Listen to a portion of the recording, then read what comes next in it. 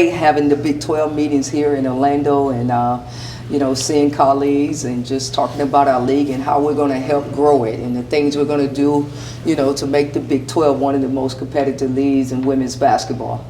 Obviously there's a lot going on in college athletics with the House settlement, rev share coming up and all those kind of things. How much did that dictate maybe what you guys were discussing with it? We talked a lot about revenue share and just the settlement and how, we're going to tackle it as a league and make sure that we're being competitive against and with the other conferences. What are the major points of those conversations and trying to stay competitive and stay at the top of college basketball?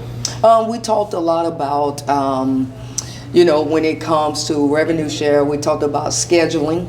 Okay, we got to go schedule good teams to make sure that we're represented and that we're doing well in the NCAA tournament. So we talked about that. We talked about how do we promote each other in each university.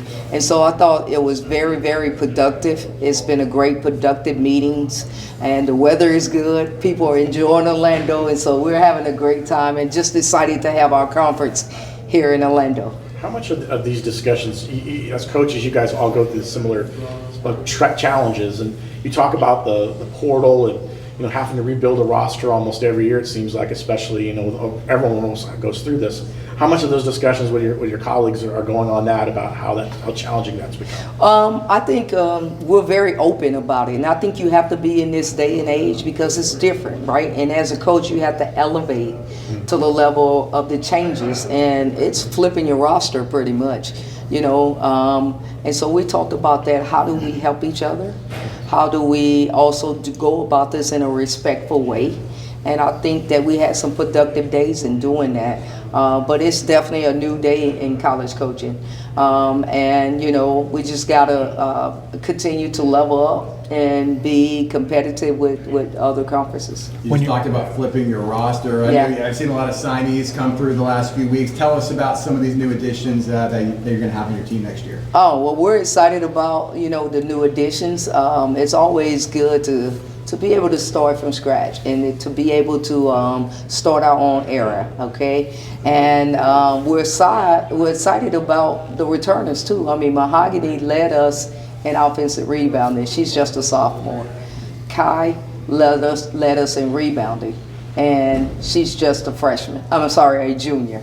So we're excited about that and adding on some talent with us. We were able to get a point guard, Leah, out of the University of Miami, and it's the first time we feel like we've had a true point guard in a few years. And so I think to be able to lean on her and her experiences, and she and I have already gone to lunch and talked about how we're going to run this program together. So we're excited about the future. When you're flipping a roster, what does building a program look like now? It's three things I look for: character, academics, and basketball. That's what it looks like to me. I want to make sure as we're flipping the roster, we are getting kids in here with good character, okay? That's not to say that players don't come with their issues. Academically, we got to make sure we're competing and doing the right things in the classroom and winning games. So when I'm flipping a roster, I'm looking for a player that can, elevate with those three characteristics. Is important. Has it gone the way you expected it to go, or if you had roadblocks? Oh no, I think of course you're going to hit some roadblocks. Okay, I can't say we didn't, but I am excited and about the players that we have coming and the players that are going to continue to help us. You look at rev share, Yeah. how it's going to work for you guys. I'm sure you've had meetings with Terry about this and what's going to look like, but what's the challenge, do you think, for the first year in rev share for you guys as a program? The first thing, challenge is, I think with most universities, you always want more, right? Mm-hmm. So I think we of course want more so that we can go out and compete against and get those top players. But I think it's evaluating. You have to really do a great job of evaluating. You got to be able to be fair and try to give prospects their market value. So there's constant conversations on getting that right player for the right amount. You've gone through the Big 12 now, 2 full seasons, so you've been to most of the venues. What will it take to kind of get UCF over the hump and getting to a point where you can compete for the NCAA tournament? Well, that's going to take time, okay? And it would take, as we just talked about, with rev share, being able to go out and have the right amount of money and going to get a top prospect. And at this day and age is what it's about. But it's going to take time. This is going into our third year in the Big 12. We were predicted in women's basketball, okay, lower than what we finished. We finished higher than what we were predicted. So that's improvement. So that's the hump. You got to improve every year. Every year get better and better. And that'll take time, but we're going to keep working hard and bringing the right prospects in here. This season we had an all-conference freshman team player. We had a second-team all-conference player. In 2 years, that's not bad. What challenges are you facing as it pertains to retention? Is it just strictly about dollars and cents, or are you having further issues in terms of keeping the best players on your team? For us, it was a lot about, what prospects felt that was best for them and their family when it came to dollars and cents. And unfortunately, that's sometimes the day and age that you're living in. And, the kids that we wish them the best, that had to do what was best for them and their families, we wish them nothing but the best. I asked this of Johnny also during the Crown. Do you think basketball is in a position with as much turnover as you're seeing year on year, school on school, where basketball is in a sustainable position? Oh, absolutely. I think we are. I think we're navigating, right, because we're weathering the storm right now, as all universities are. But I think we're having the conversations that we have to have to make sure that we sustain it, right? And we're fair across the board with the Power 4 schools. And that way you can go and you can compete and you can sell your university and who you are as a coach.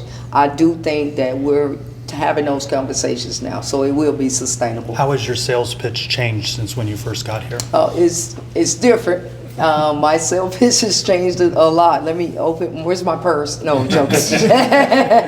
No, joking. My sales pitch is this in changing. The number one thing is that you got to figure out what's important to those kids, okay? And two, you have to also figure out what is their non-negotiables, okay? And if we can't meet that financially from the beginning, then we have to move on. We just do. How challenging is that conversation for you as a coach? I ask them, what is your non-negotiable? And if they say it's a dollar amount that we can't reach, we have to go get the next best player to make sure we're competing. It had been NIL, now it's going to be rev share with the House settlement when that gets finalized here soon. So how competitive is, your cut of the rev share compared to the rest of the Big 12? I know every coach always wants more. Yeah. I think you're right. Every coach wants more, and we're still trying to figure that out, and asking questions and figuring out where we UCF when it comes to rev share versus other universities. So I don't know that answer. I do know this: we're going to go out and get the best with what we're given. We're maximizing what we have, and that's what's important. Do a couple more. Chemistry feels to me like it would be the most important, like especially when you're turning over your roster year in year. How do you have to change maybe your approach on building chemistry, or do you change your approach on building chemistry when you have new players? It seems like every year. You do have to change your approach on building chemistry. One of the things that we did last year, we had over 30 hours of team bonding that we just did to make sure that our kids understood that, once you have that chemistry, then the rest, you're going to want to run and get the ball and go after a hustle and give more. So I've been intentional about scheduling bonding just because it's a whole new team each year.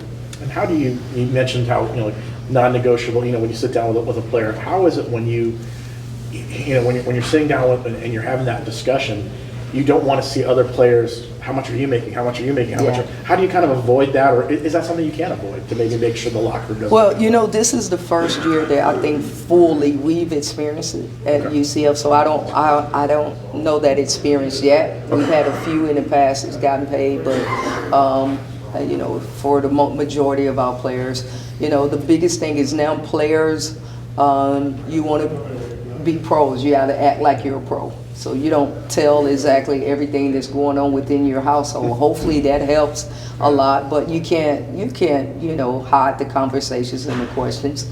But what you have to do is let your game speak for itself, and then I think the rest will follow.